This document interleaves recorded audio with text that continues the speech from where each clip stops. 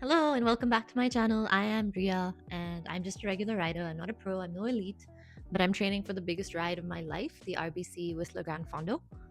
So, over the next 20 weeks or so, I'm going to document everything: the training, the mistakes, the learnings, the failures, everything, and share them with you through these short videos to keep us moving along week on week for the next 20 weeks of our RBC Gran Fondo training. So, this series is for people like me who are recreational cyclists. This is a great place for you if you're planning to do the RBC Gran Fondo Whistler or any Gran Fondo or any big event and just want to seek some inspiration or see how someone else is doing it. This is the perfect place for you. Plan here is to train smart, to keep it fun, and eventually just reach the finish line strong and smiling. So yeah, we're done with week one. The idea for week one was not to go out hard, was not perfection, was not to go out fast. It was just to get some consistency in, to build habits and systems around cycling because it's going to be take so much of a priority in my life now.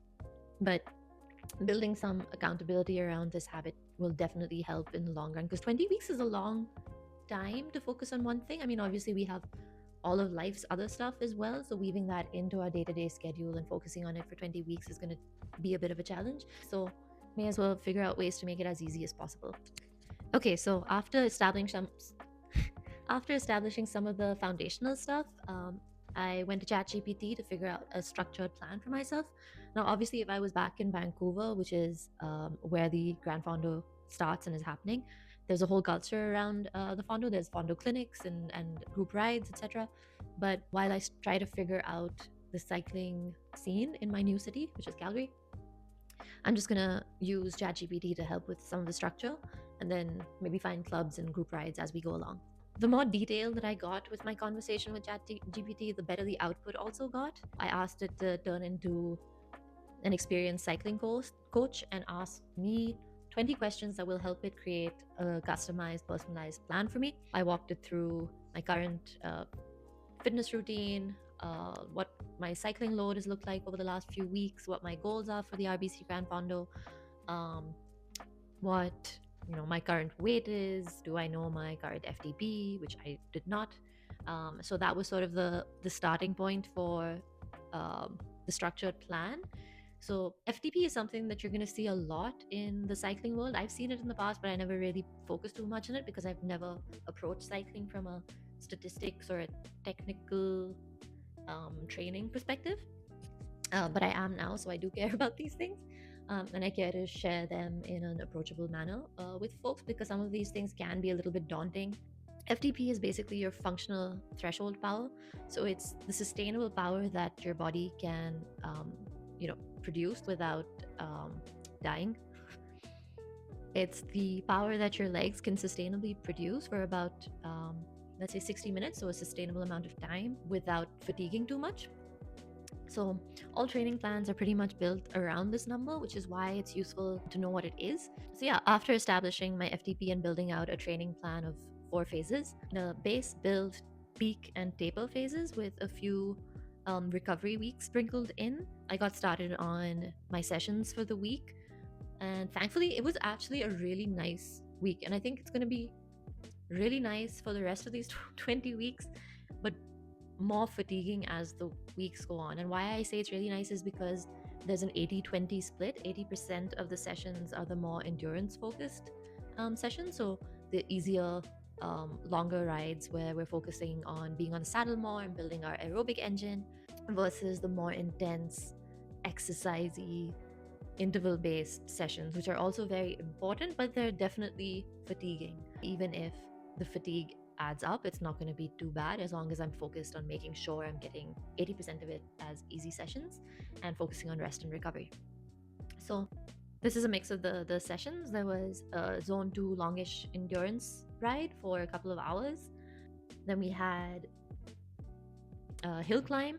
So the objective from this hill climb was just to identify a hill that was close to home, because in the following weeks I'm going to be doing a lot of hill repeats on that same hill. So just becoming familiar with it and going up it once to see what that first time feels like sort of sets a good benchmark for the hill climb sessions. Then we have active recovery, which is a zone one, super chill, relaxed session. It can be practically anything, any form of easy zone one exercise. I chose to do an easy spin for 30 minutes in a gravel park. And then we have the long ride. So this was a 40-kilometer long ride. 40 kilometers is going to be the shortest of all the long rides. So as my weeks continue, the long ride sort of gets progressively longer, except on some of those more recovery focused weeks. We had the one more intense interval session, which is the VO2 Max session. Again, another term that seems a little bit daunting, but it's really not. So, what VO2 Max is basically your body's um, ability to utilize oxygen when it's going through intense exercise. So, the better that it is at that, the more capable you are of handling fatigue and intensity, etc. Same deal, we go to the gym, onto a stationary bike, or if you have an indoor trainer, onto that. So we do a warm up for 15 minutes and then do 5 reps of 3 minutes on, 3 minutes off. So 3 minutes at your 115% of your FTP. So again, in my case, my FTP was 143, and 115% of that is 165.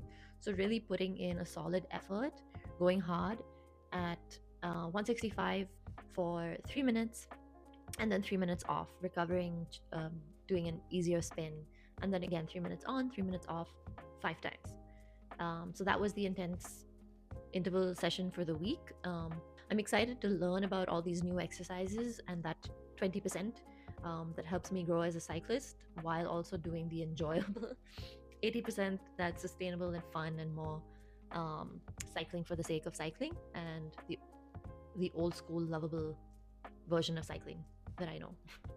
So yeah, just a reminder to myself that I'm doing this for the love of riding. I'm doing this because I want to have an enjoyable ride at the Fondo, and that I know that every climb in these 20 weeks is going to help make that happen. I don't know why I'm suddenly nervous. I feel like 20 weeks is going to go by like that. But yeah, I'm looking forward to week 2 and sort of sampling all the rest of the different sessions and interval training drills that are planned for the week. I will see you in the next video.